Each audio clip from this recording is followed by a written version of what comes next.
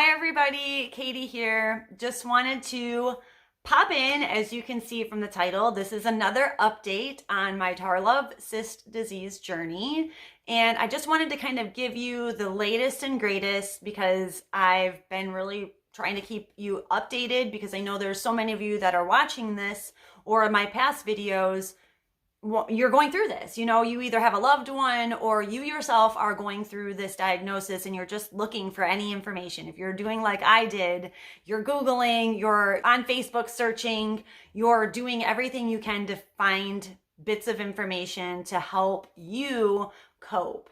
And that's what I'm hoping that this can do for you too. Here is my latest update. If you watched any of my other videos, you know that I was diagnosed in the summertime, this past summer, with Tarlov cysts in my sacrum area, and I have bone erosion and it's compressing several of my nerves. So I have reached out to Dr. Feigenbaum in Texas, who is like the expert in correcting Tarlov cysts.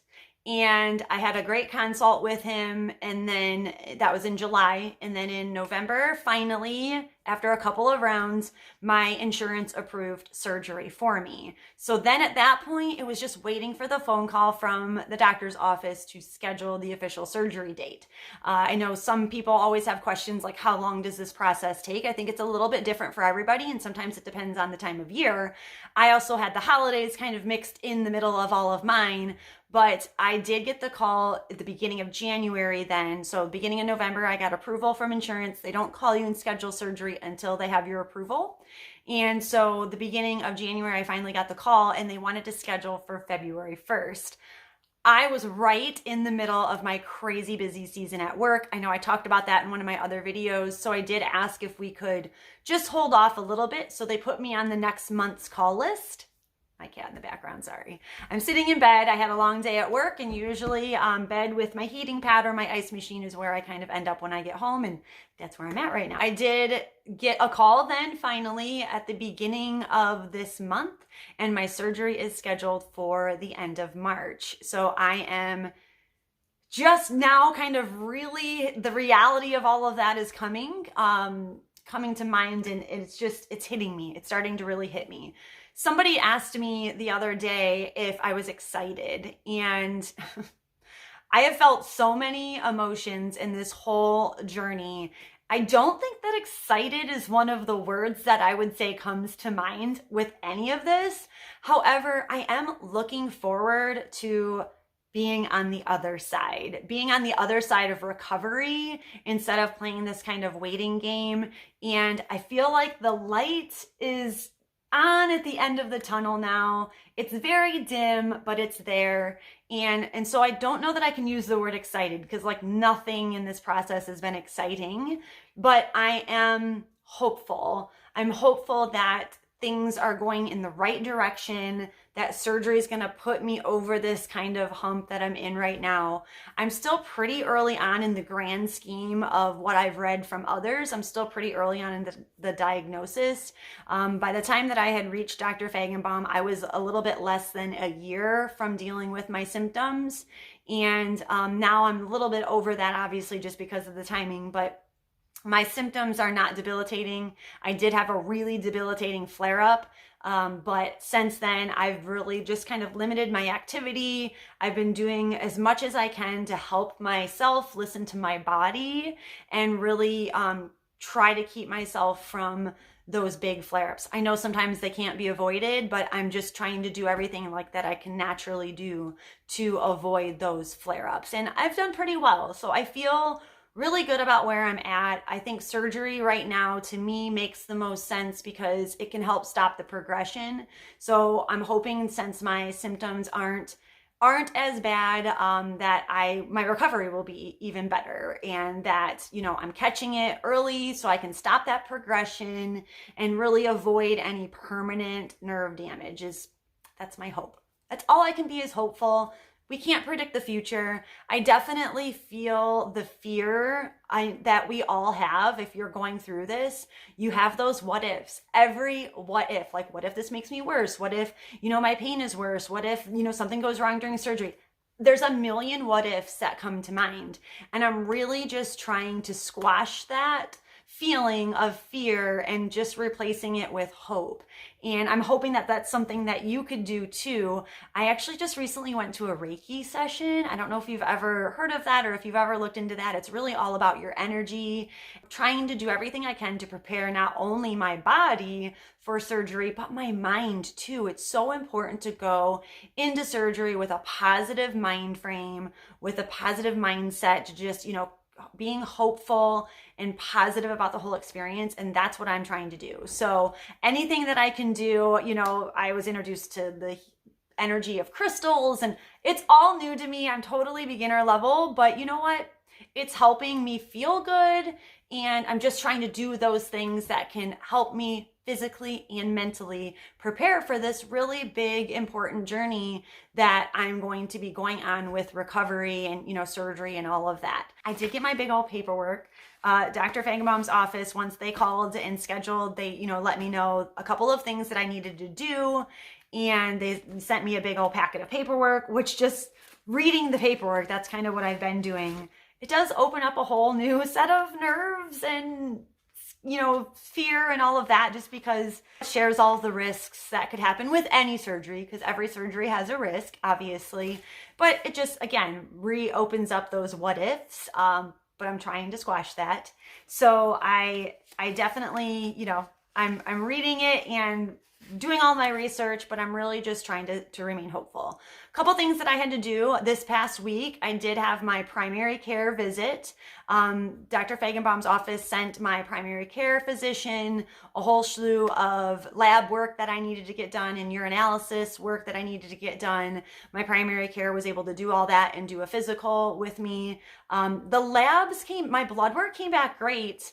My urinalysis came back not so great, so I was a little nervous about that, but my culture came back okay, so I don't have any infections. I definitely think that that's something that a lot of us with this disease suffer from: bladder retention, urinary tract infections, things like that, because of where those nerves kind of wrap around and what they affect. And so I think that that's just the bad results that I had on my urinalysis was definitely, I think, just a testament to those nerves kind of messing with some of my other organs. I don't have any pain or symptoms from that right now. Not that I know of anyways, but I was very shocked to see kind of some of those numbers. They were just not in the normal range, but we did indicate no infections, so that's good. She's sending all of that off. And then I did have to go to my pulmonologist because I actually have had previous lung surgery. I won't get into that too much, but I had a collapsed lung when I was in my early 20s, and I spent about a month in the hospital and had to have some major lung operations during that time. So I have some reduced inflation in my, capacity kind of in my lungs, but I get my pulmonary functions every year. And so I did that over the summer. And then that visit was super easy. It was literally like a 5-minute visit. She listened to me, asked me if I had any changes since I saw them in the summer, and it was all good to go. So clearance medically and through my pulmonologist. So that's one more thing I can check off the list. Flights are booked, hotel is booked, car is booked, cat sitter is booked, all of those things that I'm kind of just checking off the list, working with my job to get all of that paperwork done for my short-term disability and my FMLA and all of that. There's a lot. There is definitely a lot. If you have a great support system, I encourage you to talk to that person that's helping you. Make sure that they know all of those boxes that need to be checked as well, so that they can kind of keep you accountable, and you're not, hopefully you're not going through this alone. I'm so grateful for the support system that I have. I'm so grateful that my mom and my husband are traveling with me to Texas. The hotel that we got is nice and spacious. I kind of opted for, I splurged a little bit just so that I could get a nice room with an extended stay. So we've got a full kitchen. My mom has her own bedroom and bathroom. My husband and I will have our own bedroom and bathroom. My husband's going to stay for the first half. And then just because we have a house and he's got he owns a business, and it's just a lot. So he's staying through my surgery, and then my mom is going to stay with me through the duration and then travel home with me. I did book first class tickets on my way home. I'm so grateful for friends that helped me with that. So I have a wonderful support system, and I did get some help with booking first class on my way home so that I could be really comfortable flying home. I know that I believe they give you an ice machine, so that's a medical device, and I just wanted that space. I wanted a bigger space to be able to travel home. So first class on the way home, and yeah, I feel like I'm ready.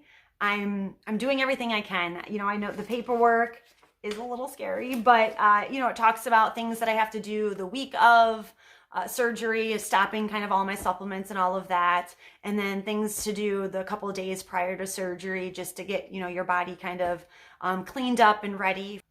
That's where I'm at. It's been a process to get here. I'm feeling hopeful. I'm not excited, but I'm feeling hopeful that this is going to be really well for me and take me in the right direction to get me on the other side. I hope that you're finding this helpful. I'm going to do everything I can to take you along my journey, what travel looks like, you know, what kind of the surgery. I'm going to encourage my husband to film, or my Aunt Mom or something, just so that I can help you. I'm hoping that I'm having a great experience. This is my goal, that I have a great experience, and then I can turn around and provide you with that hope, and just so you don't feel so in the dark about things, so you can kind of see firsthand. That's my goal, and I'm hoping that this is helpful to you. If you have questions, always feel free to comment, and I'm happy to provide whatever, you know, information I can. I'm not a doctor or medical. I don't provide medical advice or any of that. I'm just somebody going through this disease for the very first time, and I'm learning things along the way that I'm hopefully, if you're going through this and you had that diagnosis too, that you find this to be helpful, and that you know that you're not alone. That's the biggest thing. There's definitely days and nights where I do a lot of crying because, like, why do I have to go through this? I had to completely change my lifestyle, and that's hard. Not only is this disease a physical disease, but it's definitely mental too. And I just want you to know, hopefully to provide you some comfort, you're not alone. And there's plenty of us out there that have gone through this or are going through this, and we're all in this together. I know that's a really weird kind of cliche thing to say during these times, but in this aspect, it's so true. It's so true. You have a great support system in the Tarlov cyst disease community, and we just want everybody to move to the other side, which is where I'm headed. So hopefully I'll see you there. Thank you so much for tuning in, and feel free to subscribe to the channel so that you can stay tuned on the rest of this journey. Thank you, everybody.